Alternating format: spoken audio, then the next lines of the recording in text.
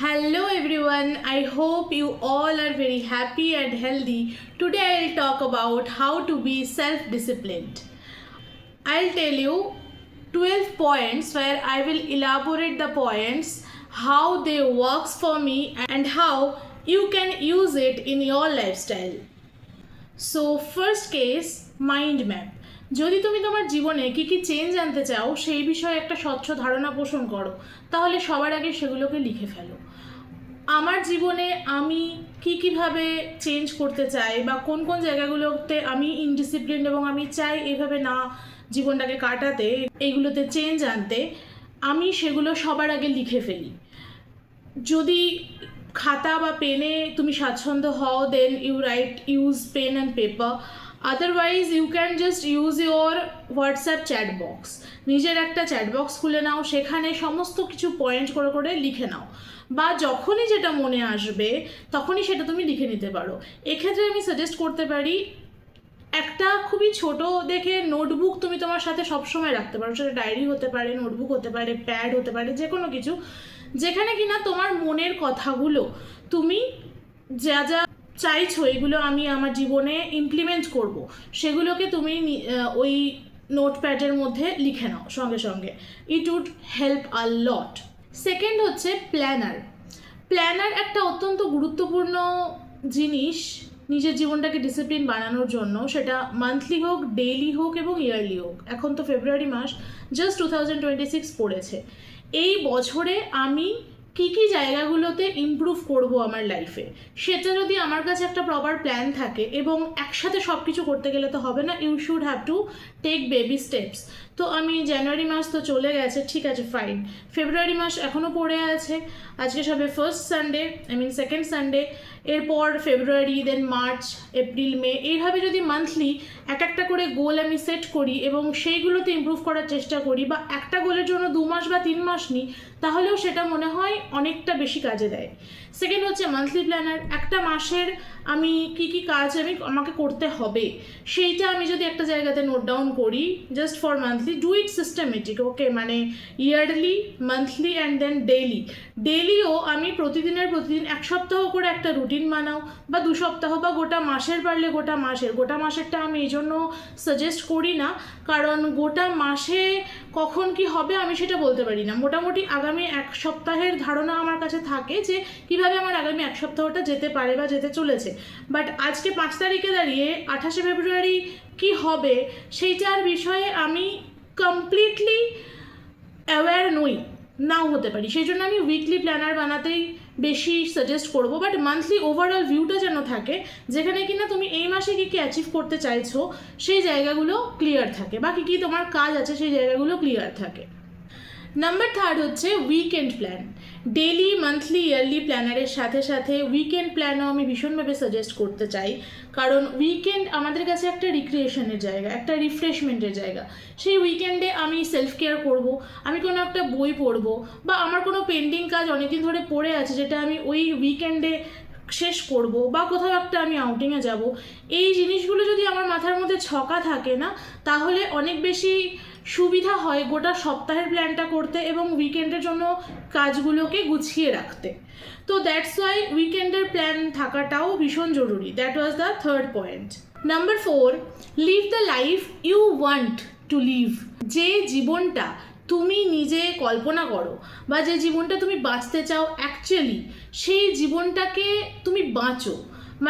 সেটার জন্য বিশাল একটা কিছুর দরকার নেই। তুমি প্রতিদিন ভাবো যে আমি এই জায়গাটায় পৌঁছেছি, আমার লাইফটা এইভাবে ডিসিপ্লিন, সেটাকে তুমি প্রতিদিন সকালবেলা উঠে ভাবো, তুমি শুতে যাওয়ার সময় ভাবো যে আমি একটা ডিসিপ্লিন মানুষে পরিণত হয়েছি, এবং একজন ডিসিপ্লিন মানুষ যেভাবে জীবনটাকে কাটায় সেইভাবে তুমি জীবনটাকে এগিয়ে নিয়ে যেতে পারো। সেটা আমার মনে হয় অনেক বেশি হেল্প করবে তোমার পুরো কমপ্লিট নার্ভাস সিস্টেমকে এটা বোঝাতে যে yes, I am a discipline person.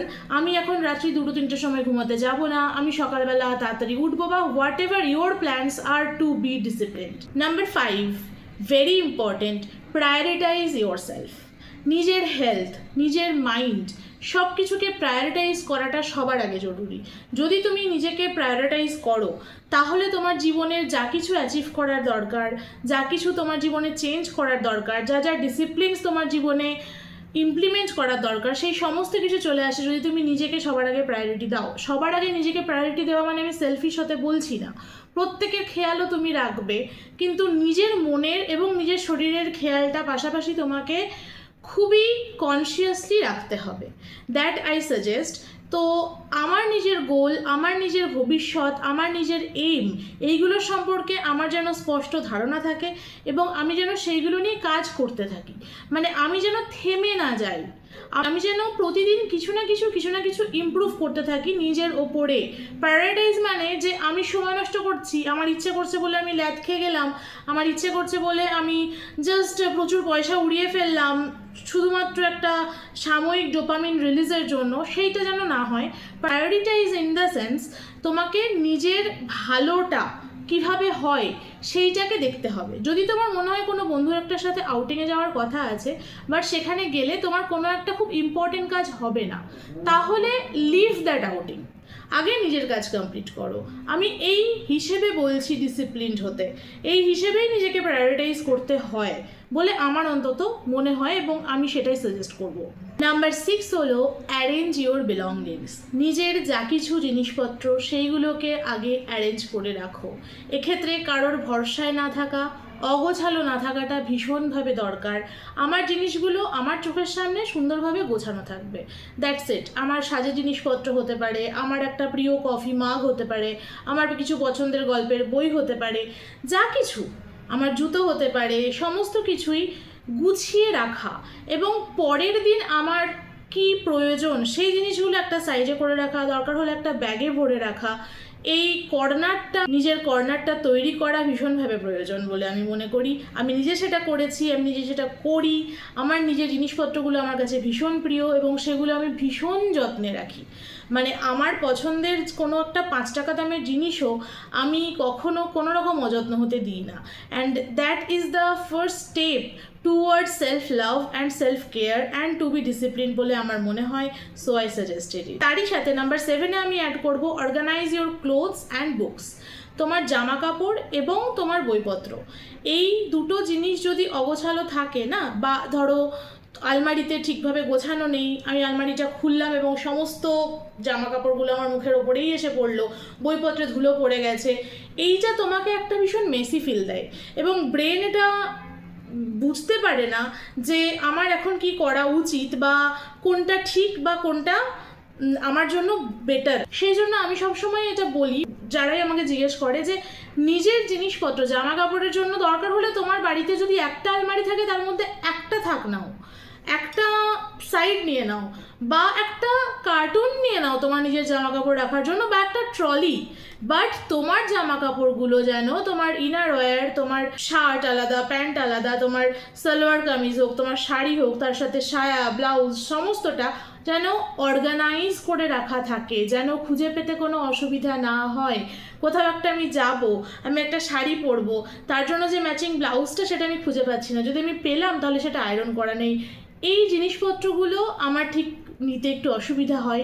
এজন্য আমি সবসময় বলি নিজের জিনিসপত্রগুলো যদি গোছানো থাকে তাহলে নিজের জীবনের চলাটা অনেক বেশি সুবিধা হয়, নিজের এইমের পেছনে আমার এফোর্ট দেওয়াটা অনেক কার্যকরী হয় বলে আমার মনে হয়। So I suggest that. Number 8, improve your daily lifestyle.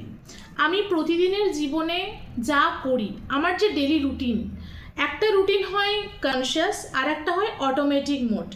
তো তোমার জীবন যদি এখন অটোমেটিক মোডে চলছে এবং তুমি চাইছো ডিসিপ্লিনড হতে, I will take baby steps, but প্রতিদিন ছোট ছোট করে চেঞ্জ আনো।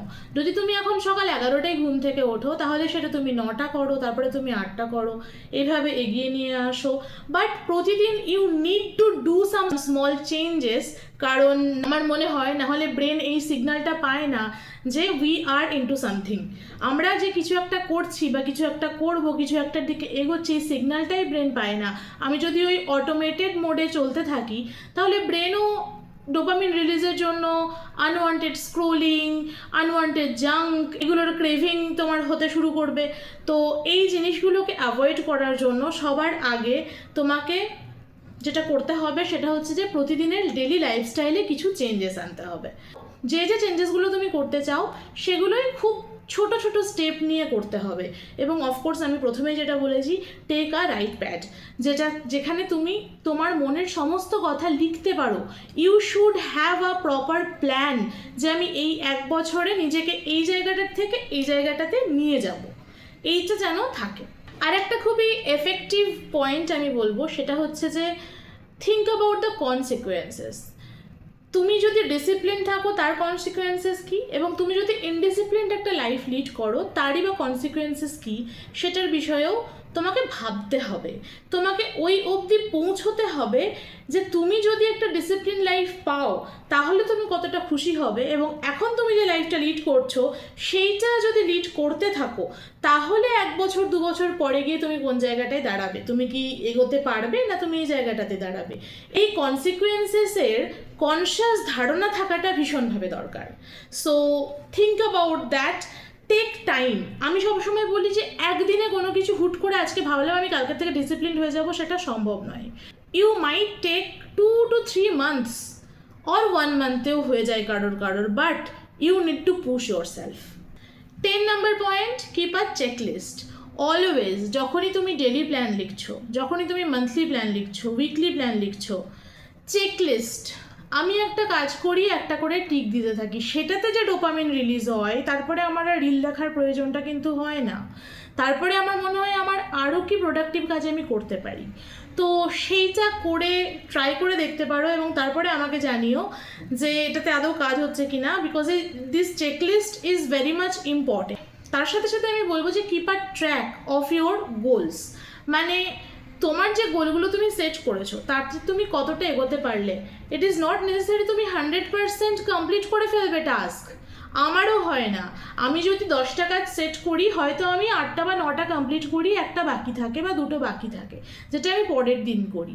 সিমিলারলি এই উইকের আমার টাস্কের মধ্যে বেশ কিছু টাস্ক জমে যায় যেগুলো আমাকে পরের উইকে 1-2 দিনের মধ্যে ম্যানেজ করতে হয়। সিমিলারলি যদি গোটা মাসে আমার টোটাল 15টা বড় গোল থাকে, তার মধ্যে হয়তো আমি 12-13টা কমপ্লিট করে উঠতে পারি, বাকিটা আমাকে পরের মান্থে করতে হয়। তো সেটা ক্যারি ফরওয়ার্ড হয়, বাট সেটা যেন আনটাচড না থাকে, আমার যেন মাথায় থাকে যে আমি এই কাজটা করিনি এখনও, আমার এই কাজটা বাকি আছে এবং এই কাজটা ভীষণভাবে আমার জন্য জরুরি, আমি এখন না হলেও 2 দিন পরে হলেও এই সময়টাই, এই উইকেন্ডটাই আমি বের করে নেব। সেই প্ল্যানটা খুব দরকার এবং সেটার জন্য চেকলিস্ট ভীষণভাবে সাহায্য করে। একবার করে দেখে আমাকে জানিও। প্রত্যেকটা কাজ যখন কমপ্লিট করবে এবং একটা করে টিক দেবে না, সেইটা তোমাকে একটা আলাদা কনফিডেন্স দেবে।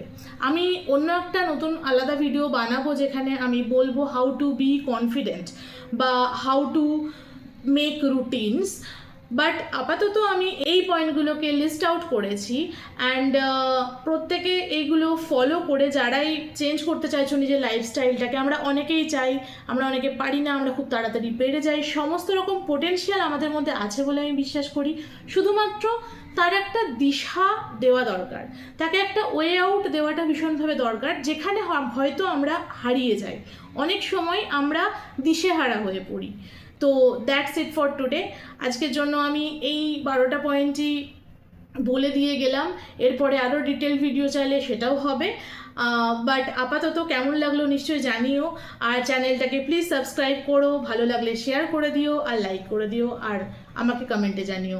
ভালো থেকো সবাই, টাটা।